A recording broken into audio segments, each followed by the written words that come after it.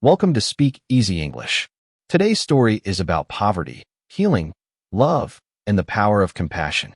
In a poor and faraway village, where the roads were made of dust and the nearest city was many hours away, there lived a doctor named Dr.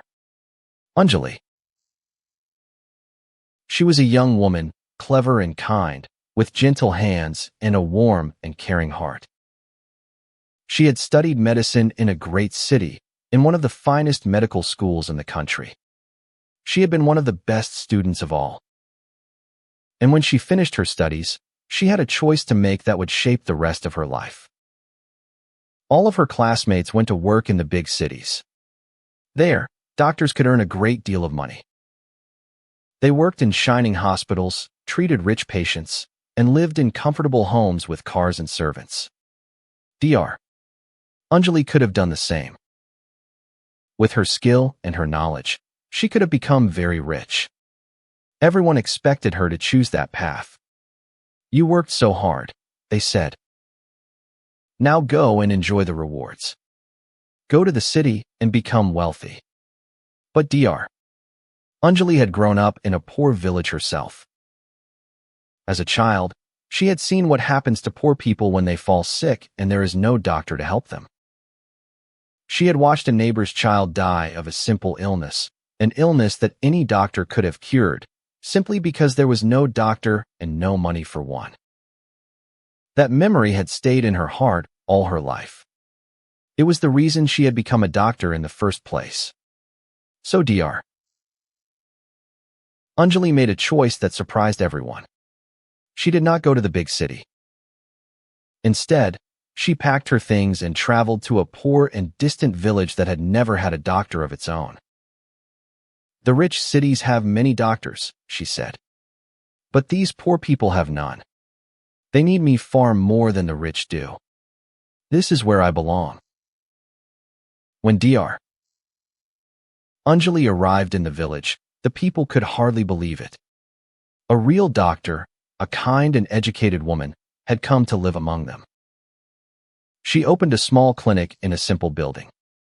And then she did something that amazed everyone. She announced that she would treat the poorest villagers for free. Those who had a little money could pay a little. Those who had nothing would pay nothing at all.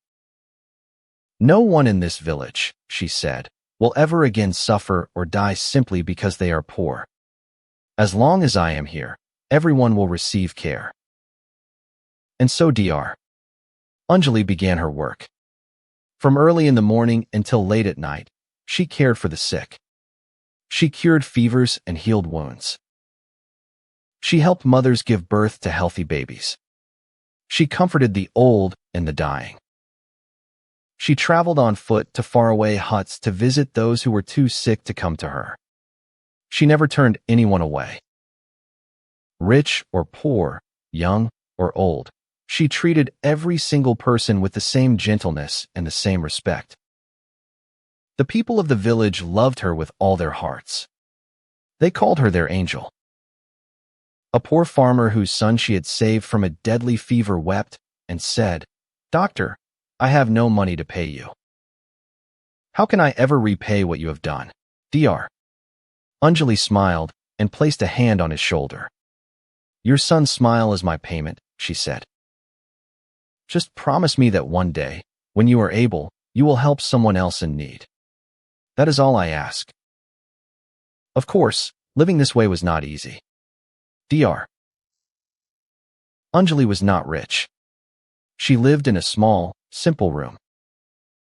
She wore plain clothes. She often went without comforts that other doctors took for granted. Sometimes she did not have enough medicine, and she would spend her own little savings to buy more for her patients. There were nights when she was so tired that she could barely stand, having worked without rest for days. But every time she healed a sick child, or eased the pain of an old man, or saw the gratitude in a mother's eyes, her heart was filled with a joy that no amount of money could ever buy. One stormy night, a man came pounding on her door, soaked to the skin and frantic with fear.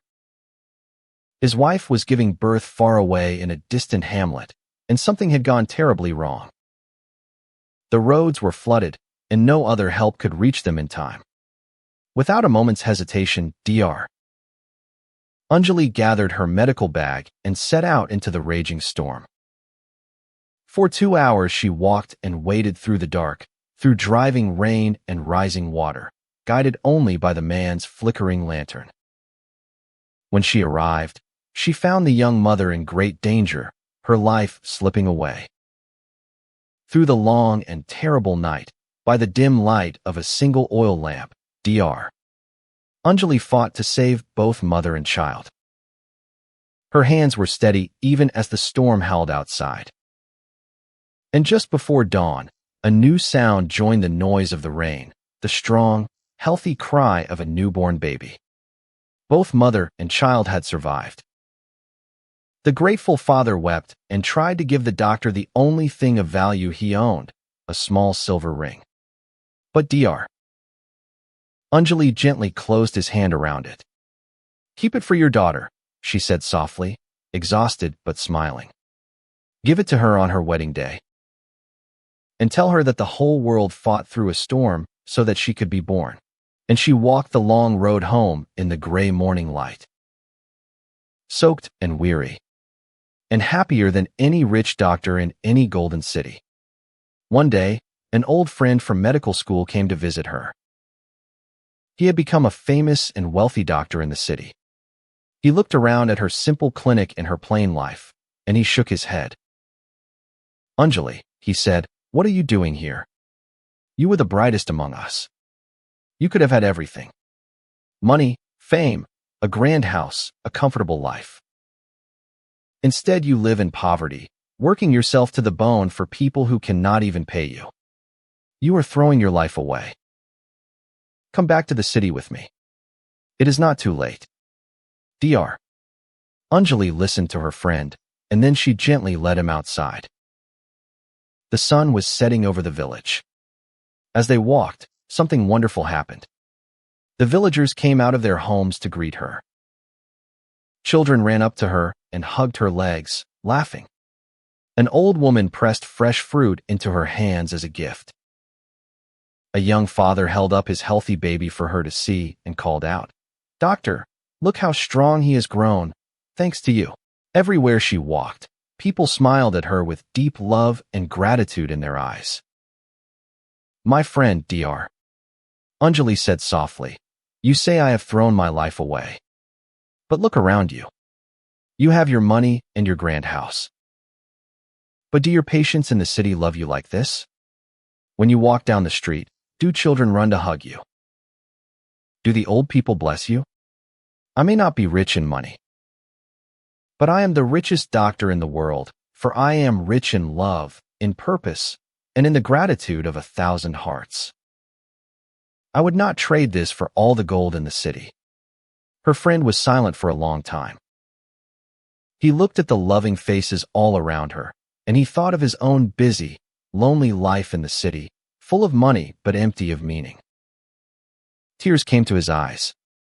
"I have been chasing the wrong treasure all these years," he said quietly. "You have found something I have lost. You have found the true reason we became doctors in the first place." Her friend returned to the city a changed man. He began to give part of his time to treat the poor for free. And he started sending medicine and supplies to Dr. Anjali's little clinic, so that she would never run short again. The seed of compassion she had planted in him had begun to grow.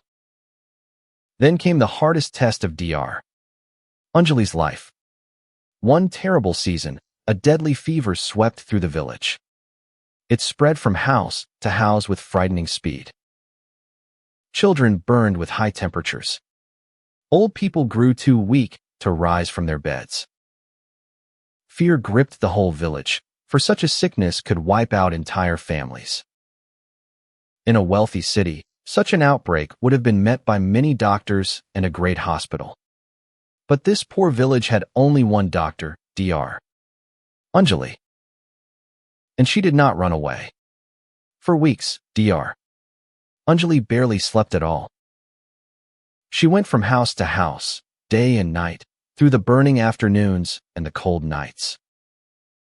She cooled the fevers, gave what medicine she had, and held the hands of the frightened and the dying. When her medicine ran low, she spent every coin of her own savings to bring more from the distant city, traveling the long, rough road herself. When some families were too poor or too sick to cook, she prepared food for them with her own hands. The sickness was so dangerous that Dr. Anjali knew she might catch it herself and die. Her old friend from the city begged her to leave the village until the danger passed. "You will die there," he cried. "Save yourself." But Dr. Anjali refused. "If I leave now," she said quietly, "who will care for them?" A doctor does not abandon her patients when they need her most. "I would rather risk my life doing my duty than save my life by running from it." And so she stayed, and she fought the sickness with all her strength and all her heart. Slowly, family by family, the fever began to retreat. The children's temperatures cooled. The old people grew strong enough to sit up and eat. House by house, the village began to heal. And in the end, because of one brave and tireless doctor who refused to leave, almost every life was saved. In a village that might have lost 100 souls, only a few were lost, and those few did not die alone, but with a kind hand to hold. When the danger had finally passed, the exhausted villagers gathered outside Dr. Anjali's little clinic. They had no gold to give her, no grand reward. But they came, every single family, simply to bow their heads and thank the woman who had saved them all. Dr. Anjali, so tired she could barely stand, looked at their grateful faces, and she felt that she was the most fortunate person alive. Year after year, Dr. Anjali continued her work in the village. She grew older, and her hair turned gray, but her heart never lost its warmth, and her hands never lost their gentleness. She had healed thousands of people. She had saved countless lives. She had turned a forgotten village into a place of health and hope. And the kindness she had shown spread far beyond what she could see. The poor farmer's son, whose fever she had cured so long ago, grew up. Inspired by the doctor who had saved his life and asked for nothing in return, he studied hard and became a doctor himself. And he came back to serve the village beside her, treating the poor for free, just as she had taught. The promise she had asked for had come true. When Dr. Anjali finally grew very old, the whole village gathered to honor her. They did not give her gold or silver, for they had none, and she would not have wanted it. Instead, every family came, one by one, to tell her how she had touched their lives. "You delivered me when I was born," said a young man. "You saved my mother," said a woman. "You sat with my father through his last night, so that he would not be alone," said another. The stories went on, a whole lifetime of love and healing. Dr. Anjali, surrounded by the people she had served for so many years, looked at them with tears of happiness. "I came here with nothing but my training and my 2 hands," she said. "Some told me I was foolish to give my life to people who could not pay. But you have given me the greatest payment of all. You have given me a life full of meaning and love. I have been the happiest and richest doctor in the world." And whenever a young doctor or a young student came to ask her for advice, Dr. Anjali would hold their hands and say, "In your life, you will have a choice. The world will tell you to chase money, fame, and comfort, and to measure your worth by what you own. But let me tell you a deeper truth. The greatest reward in life does not come from what we get. It comes from what we give. When you use your gifts to lift up those who are suffering, you will find a happiness that money can never buy. Serve others with compassion, especially those who can never repay you. For a life spent in the service of others is the only life that is truly rich." And that is the story of the doctor who treated for free. A story that reminds us that true wealth is not measured in gold, but in the lives we touch and the love we give, and that the most beautiful thing a person can do is to heal the world with a compassionate heart.